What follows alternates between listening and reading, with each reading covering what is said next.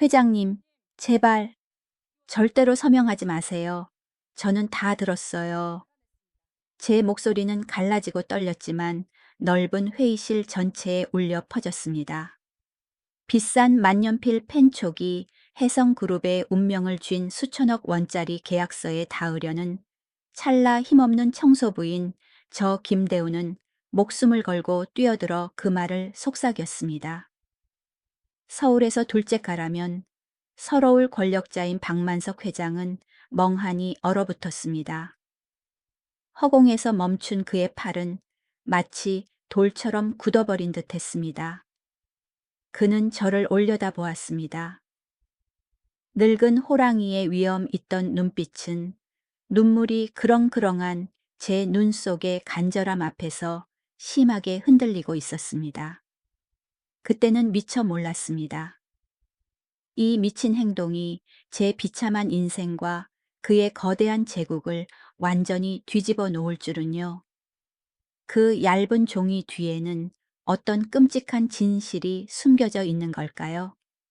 비밀의 장막이 걷히기 전에 구독과 좋아요를 눌러주세요. 여러분이 어디서 듣고 계신지 댓글을 남겨주세요. 행운이 항상 함께하기를 빕니다. 자, 이제 모든 것이 시작된 시점으로 시간을 되돌려 보겠습니다. 새벽 4시 50분. 서울은 살을 내는 듯한 겨울 추위 속에 잠겨 있었습니다. 도시 전체가 깊은 잠에 빠져 있는 동안 해성그룹 본사 타워는 어둠을 집어삼키는 검은 괴물처럼 우뚝 솟아 있었습니다. 저는 직원용 뒷문으로 터벅터벅 걸어 들어갔고 입김이 하얀 연기처럼 피어올랐습니다. 후, 오늘도 살아남아야지, 김다운. 저는 졸음을 쫓기 위해 제 볼을 세게 쳤습니다. 남들은 예쁜 옷을 입고 사무실로 출근하고 연애를 할 27살 저는 락스 냄새와 끝없는 아르바이트 속에 청춘을 파묻고 있었습니다. 새벽에는 해성에서 청소를 하고 저녁에는 늦은 밤까지 김밥집에서 서빙을 했습니다. 겨우 몇 시간 눈을 붙이면 알람 소리가 저를 깨웠습니다. 눈꺼풀이 납덩이처럼 무거웠지만 저는 쓰러질 수 없었습니다. 저는 자판기에서 뽑은 인스턴트 커피를 단숨에 들이켰습니다. 검고 쓴 액체가 목구멍을 타고 내려와 텅 빈 위장을 태우는 듯 했지만 정신은 조금 들었습니다. 좁은 탈의실에서 저는 제 손을 내려다보았습니다. 손가락마다 반창고가 덕지덕지 감겨 있었습니다. 급하게 김밥을 말다가 칼에 베인 상처들이었죠. 낡았지만 다림질이 잘 된 청소 유니폼을 입고 거울을 보았습니다. 퀭하고 창백한 얼굴이 비쳤습니다. 웃자. 네가 웃어야 할머니 병원비를 낼 수 있잖아. 저는 억지로 입꼬리를 올렸지만 비뚤어진 미소는 씁쓸하기만 했습니다. 부모님은 일찍 돌아가셨고 알츠하이머 치매를 앓고 계신 할머니가 유일한 혈육이었습니다. 이 두 가지 일은 우리 두 식구의 산소 호흡기나 다름없었습니다. 청소 도구 카트를 밀고 로비로 나가니 김 경비원님께서 고개를 떨구고 꾸벅꾸벅 졸고 계셨습니다. 60대 정도로 보이는 희끗희끗한 머리의 남자는 얇은 점퍼 속에서 몸을 웅크리고 있었습니다. 그냥 지나치려 했지만 양심이 허락하지 않았습니다. 저는 주머니를 뒤져 따뜻한 두유를 꺼냈습니다. 편의점에서 방금 산 1포1 사치품이었죠. 저는 살금살금 다가가 경비 데스크 위에 두유와 작은 쪽지를 올려두었습니다. 김 아저씨, 날씨가 많이 추워요. 이거 드시고 속 좀 드세요. 엘리베이터가 최상층을 향해 빠르게 올라갔습니다. 회장실. 이 건물에서 가장 권위 있는 곳이자 가장 먼저 청소해야 하는 곳이었습니다. 똑똑. 실례합니다. 청소하러 왔습니다. 저는 습관처럼 작게 말하고 문을 열고 들어갔습니다.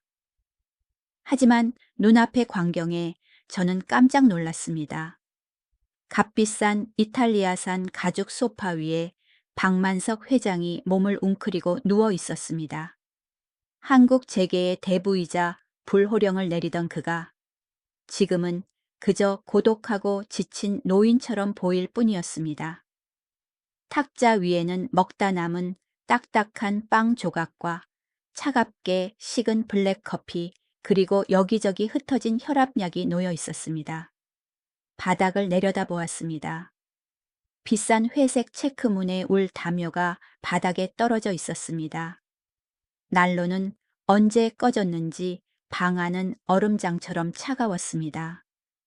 무의식적으로 저는 소름 돋은 팔을 문질렀습니다. 이렇게 추우면 얼어 죽겠어. 부자가 되면 뭐 해?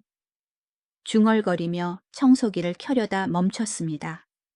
소음 때문에 그의 귀한 잠을 깨울까 봐서요.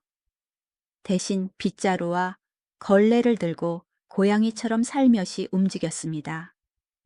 소파 근처를 닦다가 잠시 주저한 뒤 담요를 집어들어 먼지를 털었습니다. 저는 살금살금 그에게 다시 덮어주며 어깨부터 발까지 조심스럽게 감싸주었습니다. 차갑게 식은 커피를 보고 고개를 저으며 버렸습니다. 그 대신 제 개인 보온병에서 뜨거운 황정차를 따랐습니다. 시골에 계신 할머니가 좋아하시는 차로 기운을 차리려고 제가 항상 가지고 다니는 것이었죠.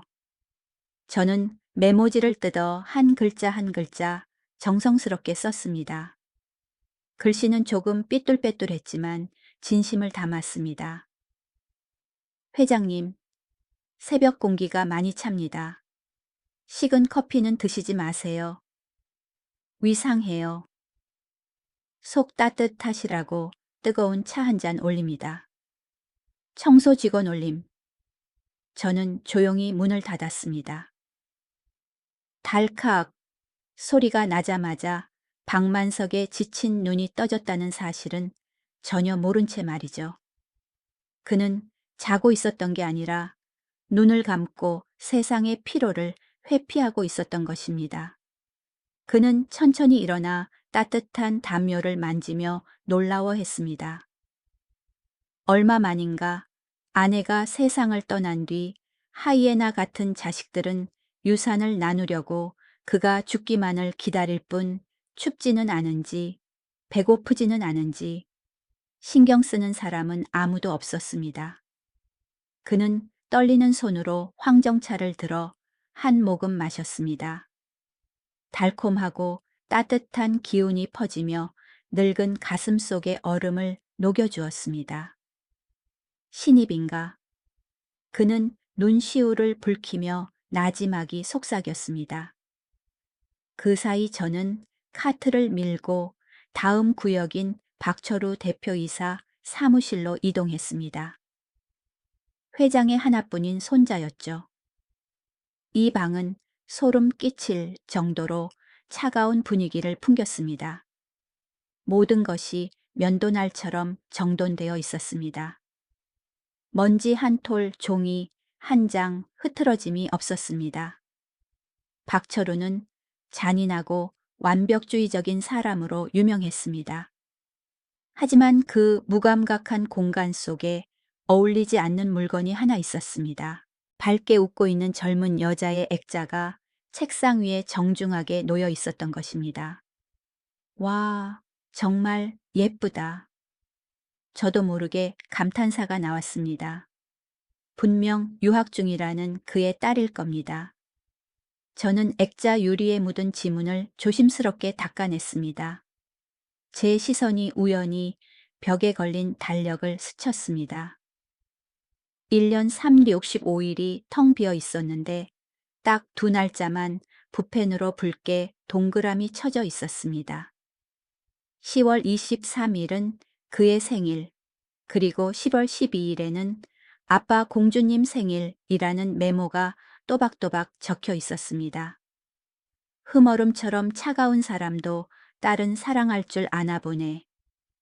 저는 어깨를 으쓱하고 청소를 마친 뒤 카트를 복도로 밀고 나왔습니다. B구역으로 이동하려던 제 발걸음이 갑자기 멈췄습니다.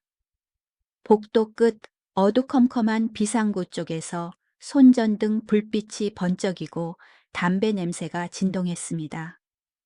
이 시간에 저기 누가 있단 말인가 본능적으로 불길한 예감이 들었습니다. 저는 숨을 죽이고 육중한 방화문 옆에 바짝 붙어 섰습니다. 심장이 가슴 밖으로 튀어나올 듯 쿵쿵거렸습니다. 문틈으로 낮고 탁한 목소리가 들려왔습니다. 박철우 대표였습니다. 목소리 낮춰 죽고 싶어 누가 듣기라도 하면 어쩌려고.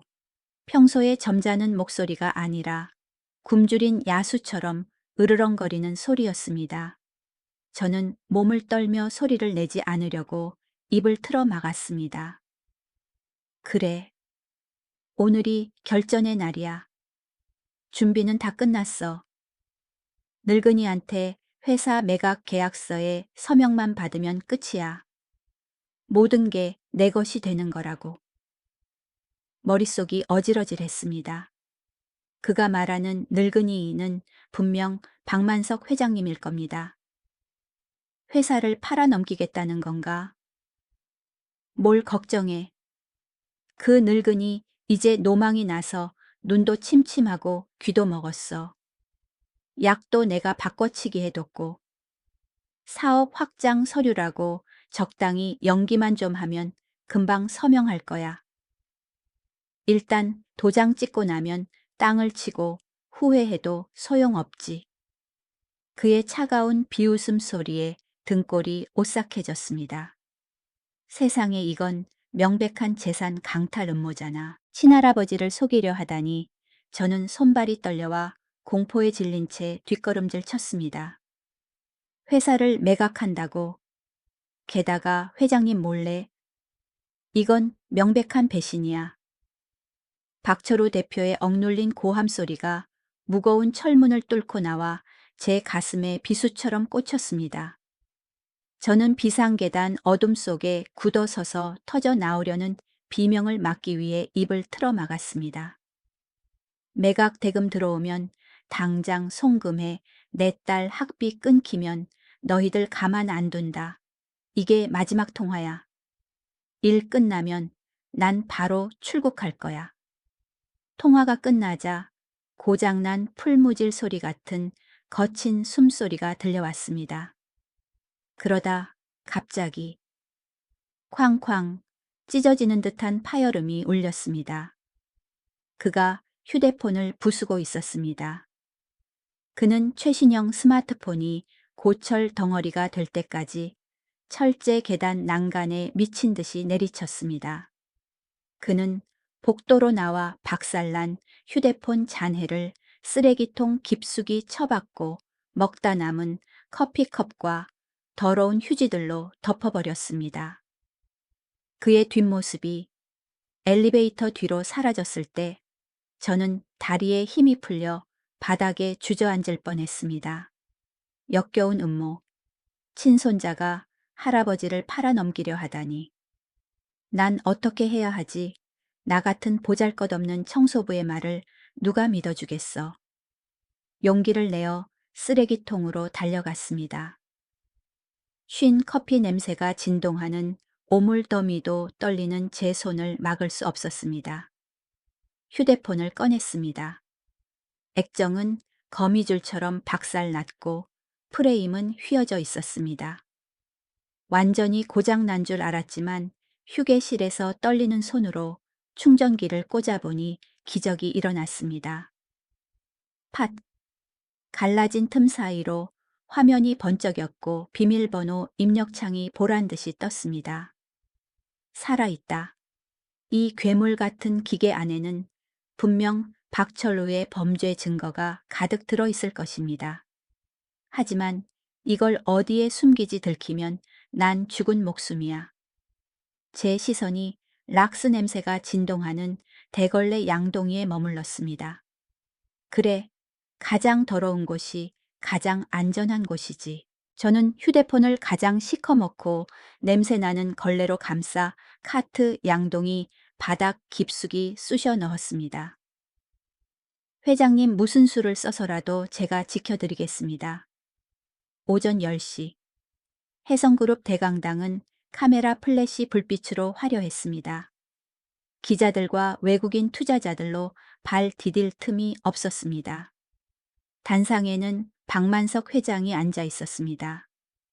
위험 있지만 고독해 보였고 칼날이 자신의 목을 겨누고 있다는 사실은 전혀 모르는 듯했습니다. 그 뒤에 선 박철우는 승리의 미소를 짓고 있었고 그의 눈은 탐욕으로 불타오르고 있었습니다. 저는 무대 뒤편에 숨어서 있었고 심장은 터질 듯이 뛰었습니다. 이 일을 막아야 해 하지만 어떻게 바로 그때 와인 쟁반을 든 젊은 웨이터가 긴장으로 얼굴이 하얗게 질린 채 걸어 나왔습니다. 그는 마이크 줄에 걸려 넘어졌습니다. 챙그랑 검붉은 와인 두 잔이 아름다운 곡선을 그리며 회장님의 구두와 바지 밑단으로 쏟아졌습니다. 강당 전체가 술렁이며 아수라장이 되었습니다. 지금이 유일한 기회야. 박 대표의 고함 소리도 무시한 채 저는 화살처럼 튀어나가 회장님의 발 아래에 무릎을 꿇었습니다. 죄송합니다, 회장님. 제가 닦아드리겠습니다. 저는 고개를 숙인 채 얼룩진 와인 자국을 미친 듯이 닦아냈습니다. 소란스러운 와중에 저는 순간 고개를 들어 그의 눈을 깊이 바라보며 제 목숨을 담은 목소리로 속삭였습니다. 회장님, 절대로 서명하지 마세요. 대표님이 통화하는 걸 들었어요. 회사를 팔아넘기고 도망치려고 해요. 박만석 회장의 탁한 눈이 크게 떠졌고 펜을 쥔 손이 멈칫했습니다. 그는 저를 보며 새벽의 그 소녀임을 알아보았습니다. 늙은 얼굴에 충격이 번져갔습니다. 저는 서둘러 파편을 치우고 바람처럼 사라졌고 그는 종이 위 허공에 펜을 든 채 홀로 남겨졌습니다. 박철우가 재촉했습니다. 회장님, 서명하셔야죠. 다들 기다리고 있습니다. 하지만 상업계의 늙은 여우인 박만석 회장은 펜을 탁자에 던져버렸습니다. 탁! 작은 소리였지만 천둥처럼 울려 퍼졌습니다. 현기증이 나는구나. 눈이 침침해서 글씨가 안 보여. 다 치워. 그는 일어나 지팡이를 짚고 나가버렸고 분노와 창피함으로 얼굴이 일그러진 박철우만 덩그러니 남겨졌습니다. 저는 무대 뒤에 숨어 안도의 한숨을 내쉬었습니다. 일단은 막았다. 하지만 진짜 악몽은 이제 시작이라는 것을 알고 있었습니다. 아니나 다를까 불과 30분 뒤 건장한 경호원 3명이 들이닥쳐 저를 범죄자처럼 대표이사실로 끌고 갔습니다. 어디다 숨겼어? 박철우가 핏발선 눈으로 고함을 질렀습니다. 그는 제 가방을 마구 뒤졌습니다. 할머니의 약 동전 몇 개의 반창고들이 차가운 바닥에 흩어졌습니다. 그는 제 바지 주머니까지 뒤집어 깠지만 휴대폰은 나오지 않았습니다. 그는 가장 중요한 증거물이 복도에 있는 청소 카트에 더러운 걸레 더미 속에 있다는 건 상상도 못했을 겁니다. 없으면 꺼져. 넌 오늘부로 해고야. 다시는 얼씬도 하지 마. 저는 도둑이라는 누명을 쓰고 건물 밖으로 쫓겨났습니다. 찬 바람이 얼굴을 때렸지만 저는 더러운 걸레 뭉치를 보물처럼 품에 꼭 안았습니다. 직장을 잃었고 할머니 병원비를 낼 돈벌이도 잃었지만 해성그룹의 마지막 희망은 지켜냈습니다. 그날 밤 저는 휴대폰을 할머니의 낡은 예단함 속에 숨겼습니다. 이 허름한 집에서 가장 신성한 곳이었죠. 곤히 잠든 할머니를 보며 다짐했습니다. 할머니 나쁜 놈들이 이기게 두지 않을 거야. 다음 날 저녁 행복 김밥.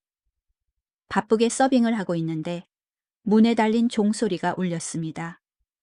낡은 등산복 차림에 모자를 눌러 쓴 노인이 들어왔습니다. 저 걸음걸이는 절대 잊을 수 없는 모습이었습니다. 회장님이었습니다. 그는 조용히 하라는 신호를 보내고 가장 구석진 자리에 앉았습니다.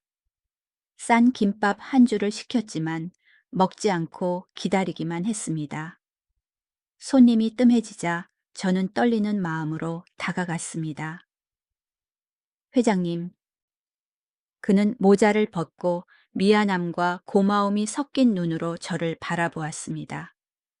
미안하다, 아가야. 나 때문에 직장을 잃었구나. 괜찮습니다. 회장님, 제가 드린 말씀은 사실이에요. 저는 마른 침을 삼키고 목소리를 낮춰 속삭였습니다.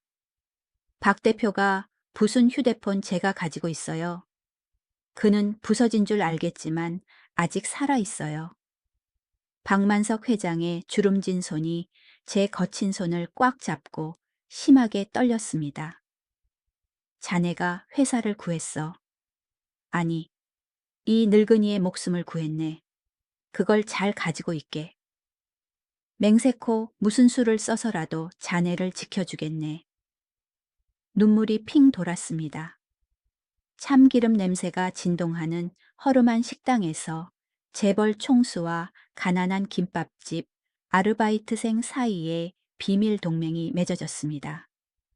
방역은 여기서부터 시작되었습니다. 그럼 내일 다시 보세. 이 늙은이를 믿어줘서 고맙네. 박만석 회장의 쓸쓸한 뒷모습이 어둠 속으로 사라졌고 제게는 희미한 희망이 생겼습니다. 저는 안도의 한숨을 쉬었습니다.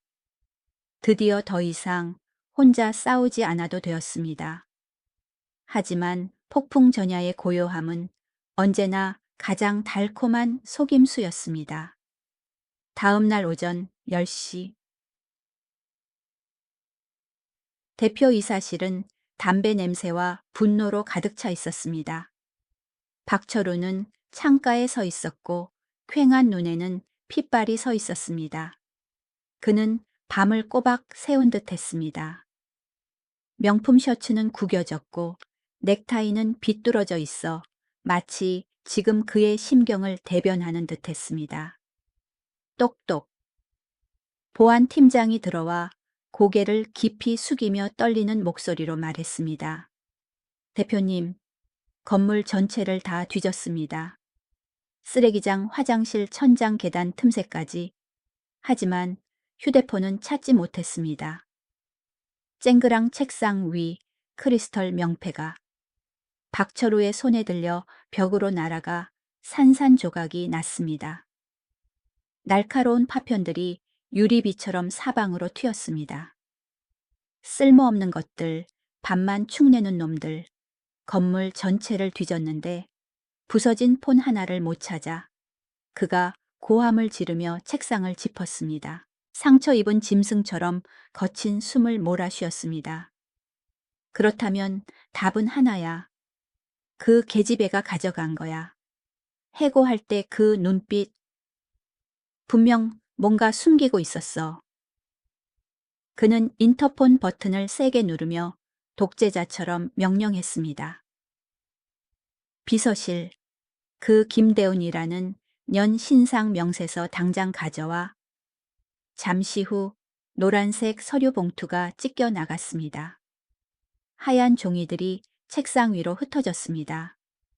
그는 가족관계 증명서를 집어들고 눈을 가늘게 뜨며 읽어 내려갔고 입가에는 잔인한 미소가 번졌습니다. 김대훈 27세, 부모 없음, 알츠하이머 앓는 할머니와 동거, 기초생활수급자. 그는 휠체어에 앉아 멍하고 초점 없는 눈을 한 노파의 사진을 집어들었습니다. 그의 손가락이 사진 속 할머니의 얼굴을 톡톡 두드렸습니다. 탁탁 소리가 위협적으로 울렸습니다. 유일한 혈육이라 목숨보다 귀하겠군. 정신 오락가락하는 노인네의 방어 능력도 없고 그 강제 보호하기 딱 좋은 조건이네. 그는 보안 팀장에게 고개를 돌려 차갑게 명령했습니다. 교회에 있는 그 유령 요양원에 당장 연락해.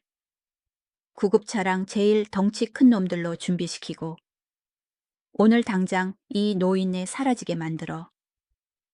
하지만 대표님, 그건 납치인데요. 닥쳐 시키는 대로 해. 안 그러면 너도 저 노인네랑 같이 사라지게 될 줄 알아. 같은 시각 저의 낡고 작은 집, 졸졸 흐르는 물소리와 그릇 부딪히는 소리가 어우러졌습니다. 저는 아침 식사 후 설거지를 하며 할머니가 식사를 잘 하셔서 기분 좋게 흥얼거렸습니다. 방 안에서는 아침 드라마 소리가 흘러나왔고 할머니는 아이처럼 까르르 웃고 계셨습니다. 할머니, 점심엔 계란찜 해드릴까요? 할머니 좋아하는 부드러운 거요? 응, 할미는 대훈이가 해준 게 제일 좋아. 소박한 행복은 평화로운 공기를 찢는 전화 벨소리에 순식간에 산산조각 났습니다. 따르릉 따르릉 따르릉. 화면에는 발신자 정보 없음이라는 차가운 글자가 떴습니다. 여보세요. 김대훈 씨. 그 목소리 고무 장갑이 손에서 미끄러져 바닥에 철퍽 하고 떨어졌습니다. 심장이 멈춘 듯했고 온몸에 피가 얼어붙었습니다. 박철우였습니다. 어떻게 제 번호를 아셨어요? 개미 새끼 정보 하나 찾는 게 뭐 어렵겠어. 그의 목소리는 여유롭고 장난기 섞여 있었지만 살기가 가득했습니다. 본론만 말하지. 그 휴대폰 가지고 와. 지금 당장. 전 없어요. 무슨 말씀하시는지 모르겠어요. 유리를 긁는 면도 날처럼 차가운 비웃음 소리가 들려왔습니다. 아직도 고집을 부리네 좋아. 창밖을 봐. 내가 보낸 선물 보이나? 저는 부엌 창문으로 달려가 낡은 커튼을 걷어 올렸습니다. 좁은 골목길 아래 움직이는 관처럼 시커먼 승합차가 떡하니 서 있었습니다.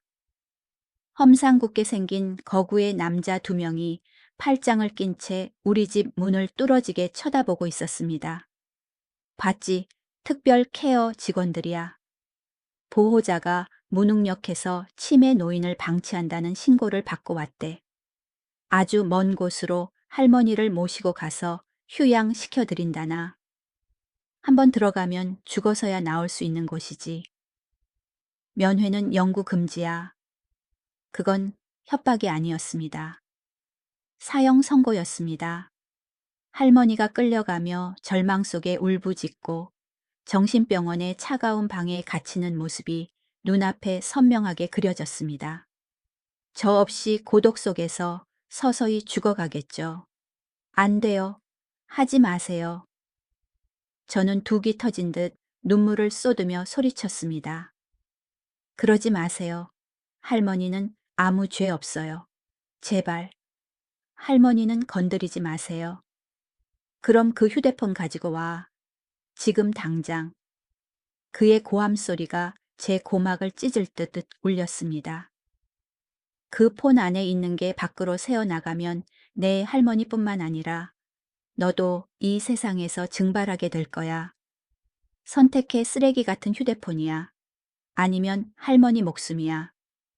저는 차가운 바닥에 주저앉았고 손이 하얗게 질리도록 전화기를 꽉 쥐었습니다. 방 안에서는 여전히 할머니가 TV를 보며 킬킬거리고 계셨습니다.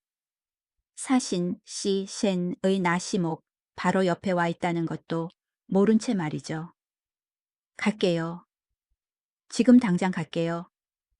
저는 흐느끼며 절박하게 애원했습니다. 제발. 할머니는 해치지 마세요. 좋아. 30분 준다. 내 인내심 시험하지 마. 뚝, 뚝, 뚝. 무정하게 통화가 끊겼습니다. 저는 전화기를 내려놓고 할머니 방 쪽을 바라보았습니다. 어떡하지? 회사를 구할 유일한 증거를 넘겨야 하나? 아니면 할머니가 잡혀가게 둬야 하나? 아니, 제겐 다른 선택권이 없었습니다. 저는 차가운 바닥에 주저앉았고 손발이 후들거렸습니다. 머릿속은 텅 비어버렸고 오직 공포심만이 저를 지배했습니다. 이 휴대폰을 넘기지 않으면 할머니를 영영 잃게 될 것입니다. 저는 미친 사람처럼 침실로 뛰어들어가 낡은 옷장 문을 젖혔습니다. 손이 너무 떨려 하마터면 예단함을 떨어뜨릴 뻔했습니다. 저는 박살난 휴대폰을 움켜쥐고 방을 향해 소리쳤습니다. 할머니, 저 잠깐 나갔다 올게요. 절대로 누구에게도 문 열어주면 안 돼요. 대우나 어디가 할미 무서워. 할머니의 떨리는 목소리가 들려왔습니다. 눈물이 쏟아졌지만 차마 뒤를 돌아볼 수 없었습니다. 저는 집을 뛰쳐나와 좁은 골목길을 죽어라 달렸습니다. 심장이 터질 것 같았습니다. 빨리, 빨리 가야 해. 끼익 검은색 세단이 갑자기 길을 막아섰고 제 바로 앞에서 급정거했습니다. 저는 깜짝 놀라 뒷걸음질 치며 휴대폰을 등 뒤로 숨겼습니다. 그놈의 부하들인가 뒷문이 벌컥 열렸습니다. 지팡이를 짚은 노인이 급히 내렸습니다. 박만석 회장이었습니다. 대운 양. 그를 보자마자 다리에 힘이 풀렸습니다. 저는 그 자리에 주저앉아 펑펑 울음을 터뜨렸습니다. 회장님. 죄송해요. 그 사람이 할머니를 납치하겠다고 협박해서 이걸 넘겨줘야 해요. 박만석 회장이 다가와 제 어깨를 감싸 안으며 인자한 할아버지처럼 토닥여 주었습니다. 내가 자네를 지켜준다고 약속했잖아. 겁먹지 말게. 그가 신호를 보냈습니다. 골목 입구에서 해성병원 최신식 구급차와 건장한 경호원들이 나타났습니다. 깡패들이 타고 있던 검은 승합차는 낌새를 눈치채고 황급히 도망쳤습니다. 자네 할머니는 가장 안전한 VIP실로 모실 걸세. 아무도 건드리지 못해. 저는 안도감에 바닥에 주저앉아 울었습니다. 박만석 회장은 저를 일으켜 세우고 옷에 묻은 먼지를 털어주었습니다. 그의 눈은 박살난 휴대폰을 향해 흔들림 없이 빛나고 있었습니다. 자, 이제 정의를 되찾으러 가세. 박철우 그 녀석을 가만두지 않을 거야. 오전 11시 해성그룹 대회의실. 분위기는 납덩이처럼 무거웠습니다. 수십 명의 주주와 임원들이 죽은 듯 앉아 있었습니다.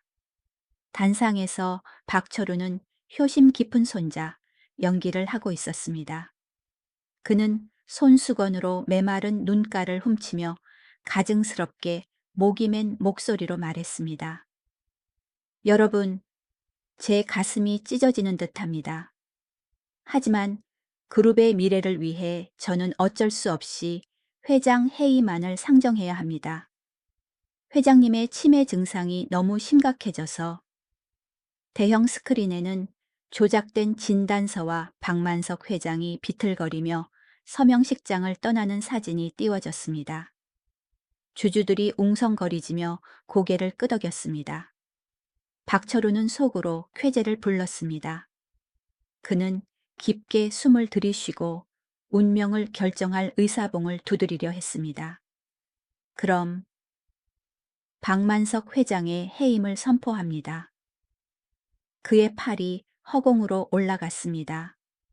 쾅, 회의실 문이 활짝 열렸습니다. 모두가 놀라 뒤를 돌아보았습니다. 멈춰라. 박만석 회장이 지팡이를 짚고 들어왔습니다. 왕좌로 돌아오는 왕처럼 위엄 있는 모습이었습니다. 그리고 그 바로 뒤에는 단정한 검은 정장을 입고 결의에 찬 눈빛을 한 저 김대훈이 서 있었습니다. 박철우는 얼어붙었고 의사봉이 손에서 미끄러져 바닥을 굴렀습니다. 회장님, 어떻게 여기에? 나는 지극히 멀쩡하다. 야망에 미쳐버린 건 바로 너야, 철우. 박만석 회장이 지팡이로 바닥을 세게 내리쳤습니다. 쩌렁쩌렁한 소리에 달려들려던 경호원들이 주춤했습니다. 이분은 내 귀한 손님이다. 누가 감히 손을 대느냐. 그의 비호 아래 저는 단상으로 올라갔고 수백 개의 날카로운 시선을 마주했습니다.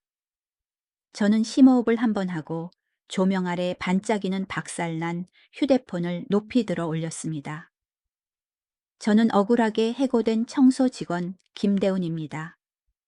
그리고 이것은 박철우가 회사를 팔아넘기려 했다는 증거이며 증거 인멸을 위해 그가 직접 부순 것입니다. 장내가 경악으로 술렁였습니다. 박철우는 코웃음을 치며 마지막 자존심을 챙기려 애썼습니다. 웃기는군. 청소부 주제에 뭘 안다고? 그 폰에는 최고 보안 등급의 비밀번호가 걸려 있어. 5번 틀리면 모든 데이터가 자동 삭제되지. 네가 무슨 수로 그걸 풀겠다는 거야. 그는 도발적으로 저를 노려보았습니다. 해봐. 5번 틀리면 끝이야. 저는 휴대폰을 대형 스크린에 연결했습니다. 비밀번호 입력창이 보란듯이 떴습니다. 남은 시도 횟수 5, 손이 떨렸습니다. 박철우가 회사를 사랑할까?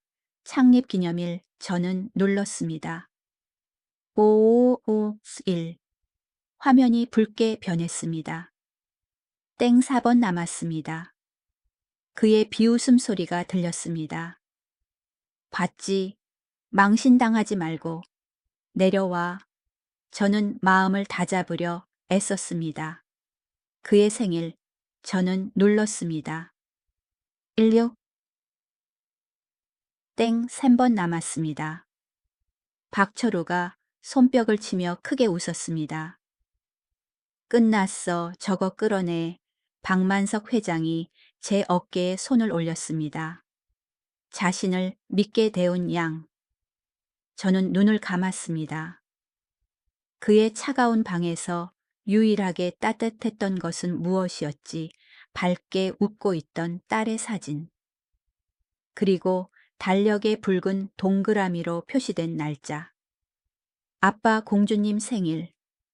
저는 눈을 뜨고 그의 얼굴을 똑바로 바라보며 마이크에 대고 한마디 한마디 또렷하게 말했습니다. 당신은 회사를 사랑하지 않아요. 당신 자신조차 사랑하지 않죠. 당신이 유일하게 사랑하는 건 당신 딸뿐이에요. 박철우의 얼굴에서 미소가 사라졌습니다. 저는 천천히 그리고 확실하게 숫자를 눌렀습니다. 111기. 모두가 숨을 죽였습니다. 띠링 잠금 해제. 메인 화면이 대형 스크린에 화려하게 나타났습니다. 경악에 찬 탄성이 강당을 가득 채웠습니다. 박철우의 얼굴이 시체처럼 하얗게 질렸습니다. 안 돼, 당장 꺾으라고. 그가 미친 짐승처럼 고함을 지르며 저에게 달려들었지만 경호원들에게 제지당했습니다. 저는 침착하게 녹음 앱을 열고 가장 최근 파일을 재생했습니다. 그의 목소리가 주주들 앞에서 적나라한 진실을 낱낱이 드러내며 울려 퍼졌습니다. 스피커에서 흘러나오는 목소리는 마치 바로 옆에서 말하는 것처럼 생생해서 모두가 숨을 죽였습니다. 회사 매각건 말이야. 서류 준비는 다 끝났어. 늙은이가 뭘 알겠어. 치매 걸린 척 연기만 잘하면 돼. 노망난 걸로 몰아서 경영권 뺏으면 그만이야. 진단서는 가짜니까 들키면 끝장이야. 박철우의 목소리였습니다. 착각할 수 없었습니다. 추악한 진실이 드러나자 장내는 분노로 들끓었습니다. 뭐라고 진단서가 가짜라고. 이사회를 속이려 들다니 녹음 파일은 잔인하고 탐욕스럽게 이어졌습니다. 매각 대금 들어오면 당장 송금해. 내 딸 학비 끊기면 너희들 가만 안 둔다. 일 끝나면 난 바로 출국할 거야. 박철우는 뼈가 다 빠져나간 사람처럼 바닥에 주저앉았습니다. 그는 무의식적으로 중얼거렸습니다. 내 딸, 우리 딸 생일. 지팡이 소리가 쿵쿵 강하게 울렸습니다. 박만석 회장은 페류나 손자 앞으로 다가가 차갑고 고통스러운 목소리로 말했습니다. 철우야, 내가 널 믿고 이 기업을 맡기려 했거늘 이런 비열한 배신으로 갚다니.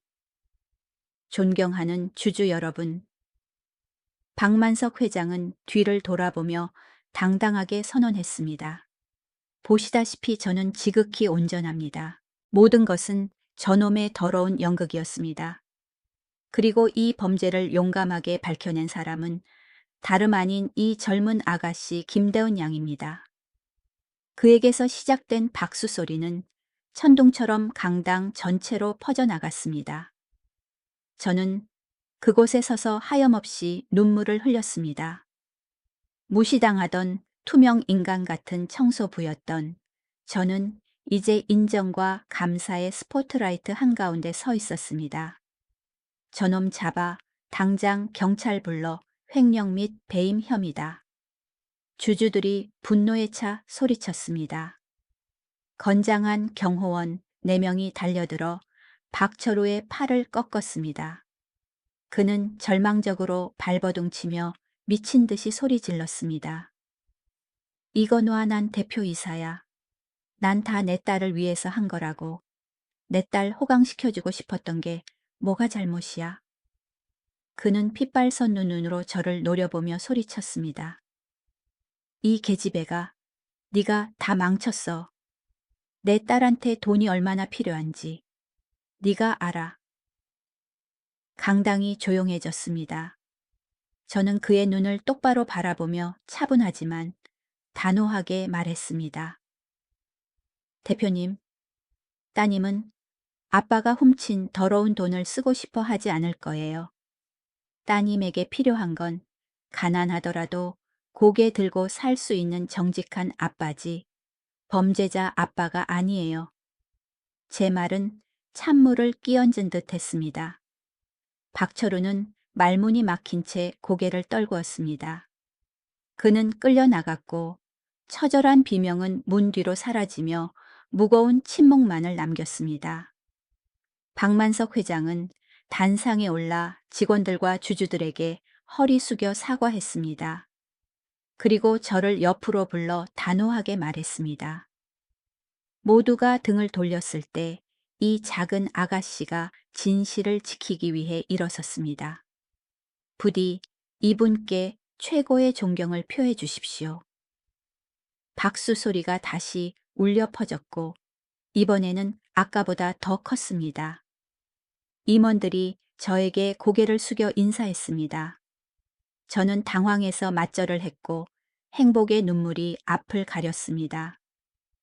폭풍이 지나간 후 저는 회장실 응접실에 앉아 그가 직접 타준 따뜻한 유자차를 떨리는 손으로 들고 있었습니다. 많이 무서웠지. 그가 부드럽게 물었습니다. 네. 할머니한테 무슨 일 생길까봐 그 사람이 전화했을 때 세상이 무너지는 줄 알았어요. 저는 어린아이처럼 엉엉 울었습니다. 그는 저를 토닥여 주었습니다. 고맙다, 대훈아. 내 덕분에 회사를 지켰고 내 양심도 지켰어. 내 할머니는 최고의 VIP 병실에서 모시고 있어. 방금 밥 2공기나 비우셨다더구나. 그가 건넨 휴대폰 화면 속 활짝 웃는 할머니 사진을 보자 마음이 놓였습니다. 악몽은 정말로 끝났습니다. 1년 후 혜성그룹 로비는 따사로운 봄 햇살로 가득했습니다. 회전문을 통해 젊은 여성이 들어왔습니다. 낡은 작업복에 반창고 투성이 손을 한 청소부는 더 이상 없었습니다. 베이지색 정장을 입고 머리를 단정하게 묶은 저 김대훈이 있었습니다. 가슴에 달린 사원증에는 해성복지재단 주임 김대훈이라고 적혀 있었습니다. 안녕하세요. 김 주임님. 안녕하세요. 저는 환하게 웃었습니다. 인생의 빛을 찾은 사람의 미소였습니다. 박만석 회장은 약속을 지켰습니다. 할머니는 최고의 치료를 받아 기억력이 점차 회복되었고 즐거운 노인 친구들도 많이 사귀셨습니다. 저는 회장님의 후원으로 장학금을 받아 공부하며 복지재단에서 일하게 되었습니다. 예전에 저처럼 어려운 처지의 사람들을 돕는 일이었죠. 저는 책상에 가방을 내려놓고 손으로 V 후자를 그리며 활짝 웃고 계신 할머니의 액자를 바라보았습니다. 할머니, 저 오늘 또 좋은 일 하러 가요. 캄캄한 지옥 같던 제 인생은 기적처럼 화려하게 새 페이지를 열었습니다. 그리고 그 기적은 어느 추운 새벽 아주 작은 친절과 용기에서 시작되었습니다.